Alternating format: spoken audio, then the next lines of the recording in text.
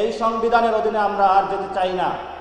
আমরা বাংলাদেশে একটি নতুন সংবিধান চাই, গণপরিষদ নির্বাচন চাই, যে নির্বাচনের মধ্য দিয়ে বাংলাদেশে ৭১-এর যে মুক্তিযুদ্ধের সাম্য, মানবিক মর্যাদা এবং ন্যায় বিচারের আকাঙ্ক্ষা ছিল, সেই আকাঙ্ক্ষাতে যেই সংবিধান ভুলণ্ঠিত করেছিল, নতুন করে মানুষের আকাঙ্ক্ষাকে ধারণ করে, ৯০-এর আকাঙ্ক্ষাকে ধারণ করে, ২৪-এর রক্তের আকাঙ্ক্ষাকে ধারণ করে আমাদের একটি নতুন সংবিধান এই জনমানুষকে উপহার দিতে হবে। এই জনমানুষকে উপহার দেওয়ার জন্য এবি পার্টির আপনারা যারা রয়েছেন, আমরা যেভাবে ৫ তারিখে ঐক্যবদ্ধভাবে মাঠে ছিলাম, আগামীর সংগ্রামও আমরা সবাই ঐক্যবদ্ধভাবে মাঠে থাকতে হবে। এবং এখানে আমার সামনে জাতীয় বিভিন্ন রাজনৈতিক দলের নেতৃবৃন্দ রয়েছেন, আপনাদেরকে যথার্থ বলছি, আমরা যদি নতুন একটি সংবিধান গণপরিষদের নির্বাচনের মাধ্যমে না পাই, তাহলে আমরা মনে করি বাংলাদেশ আরেকটি সংকটকালীন মুহূর্তে যাবে। আপনাদের দায়িত্ব আমরা আমাদের কাঁধে তুলে নিয়েছি।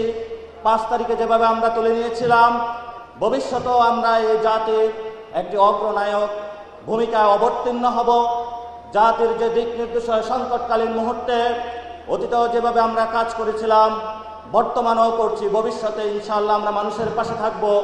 ছাত্রদেরকে পাশে পাবেন, তরুণদেরকে পাশে পাবেন, এবং আপনাদের খুবই সূক্ষ্মভাবে তরুণরা, ছাত্ররা যে ভাষাগুলো অতীতে নিয়ে এসেছিল, এখনো বলছে, এবং ভবিষ্যতে তাদের এই লড়াইগুলো আপনারা উপলব্ধি করতে সক্ষম হবেন। যদি সেই জায়গায় আপনারা সক্ষম না হন, তাহলে আমাদের যে নতুন রাজনৈতিক ব্যবস্থার জন্য আমরা মাঠে নেমেছিলাম, সেই রাজনৈতিক বন্দোবস্ত বাধাগ্রস্ত হবে।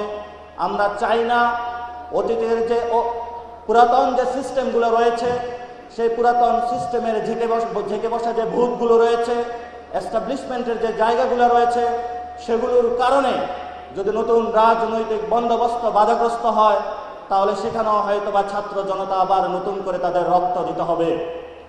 আমরা দীর্ঘ একটি যুদ্ধের মধ্য দিয়ে বাংলাদেশে একটি সুযোগ সৃষ্টি হয়েছে, অনেকগুলো প্রতিষ্ঠান ধসে পড়েছে।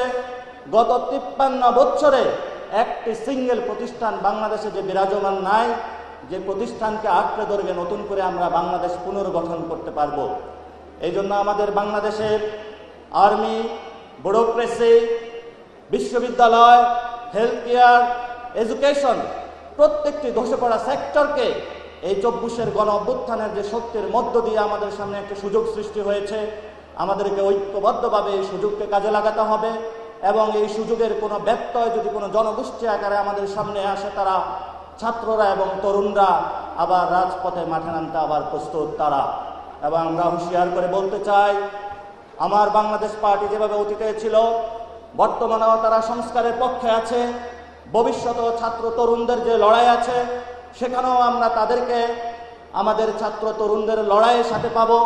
এবং গণপরিষদ ইলেকশন, নতুন সংবিধান প্রণয়ন, সংস্কারের কাজগুলো বিনির্মাণ, এবং গত ১৫ বছরে যারা আমাদের মা বোনদের উপর অত্যাচার চালিয়েছিল, যারা শাপলার উপরে ট্র্যাজেডি চালিয়েছিল, পিলখানায় হত্যাযজ্ঞ চালিয়েছিল, তাদেরকে একটি বিচারক প্রক্রিয়ার মধ্য দিয়ে নিয়ে এসে বাংলাদেশে একটি জায়গায় নিয়ে নিষিদ্ধের দিকে যদি আমরা যেতে না পারি, তাহলে সেই দিল্লির যে ফ্যাসিস্ট মদতদাতা মুজিববাদী শক্তি বাংলাদেশের মানুষের উপর আবারও তারা অস্ত্র নিয়ে নেমে পড়বে।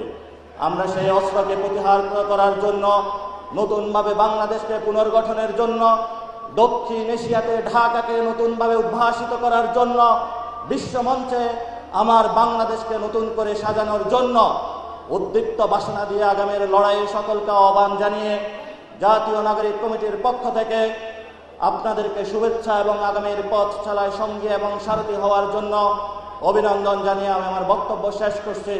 আসসালামু আলাইকুম ওয়া রাহমাতুল্লাহ।